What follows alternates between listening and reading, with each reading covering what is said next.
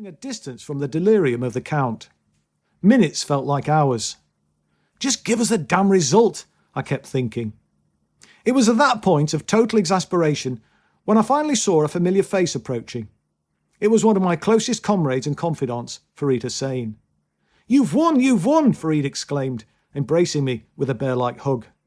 No, I don't want to look. Don't tempt fate, I said.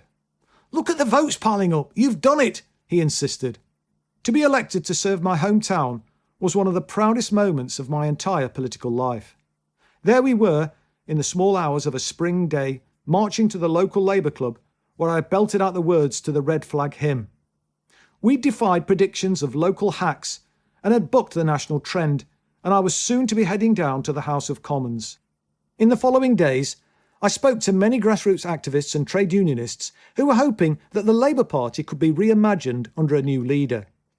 Britain had already endured over 3 decades of neoliberalism. New Labour, which in 2002 Margaret Thatcher reportedly described as her greatest achievement, was finally out of office after 13 years in government.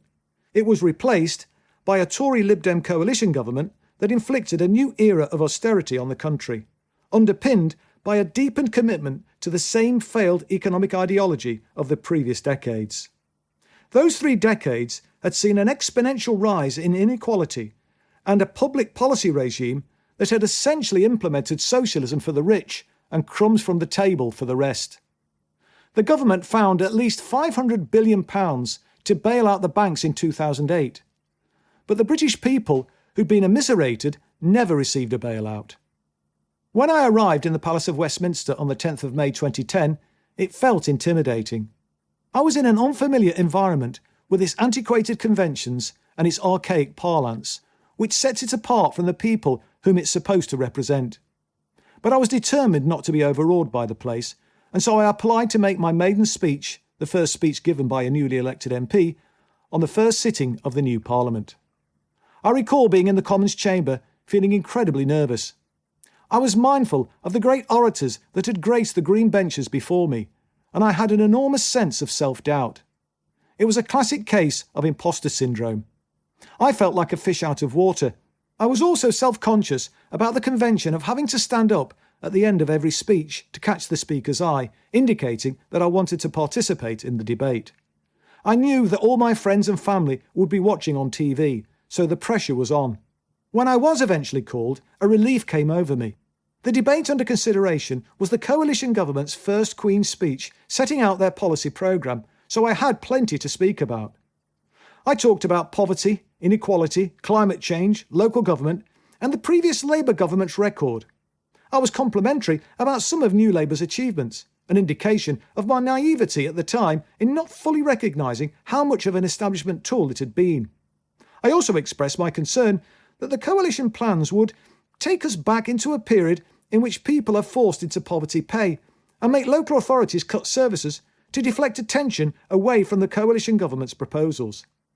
Given what happened in the decade that followed, my worries proved prescient. I was full of hope and anticipation about what I could achieve as the MP for my home city. I wasn't going to just disappear into the Westminster village. I wanted to be a visible presence in the constituency, a resource for local people. So when the outgoing Derby North MP, Bob Laxton, asked if I wanted to take over the lease on his constituency office, which was located on the 3rd floor of an anonymous office block, I politely declined. I told him that I wanted a city centre shopfront so that I could be easily accessible to constituents. Laxton's reaction was priceless. He said, "That's a big mistake. You want to make it as difficult as possible for people to get in touch with you." I thought that was a curious attitude for an elected politician, particularly as Laxton was a people person. It shows that 13 years in the Westminster bubble can addle the brain. As I was to discover, parliamentary pomposity is endemic. A perfect example of this was when Jim Dowd, one of the few Labour MPs with a working-class background, loudly lambasted me for having the temerity to show some students around the members' cloakroom.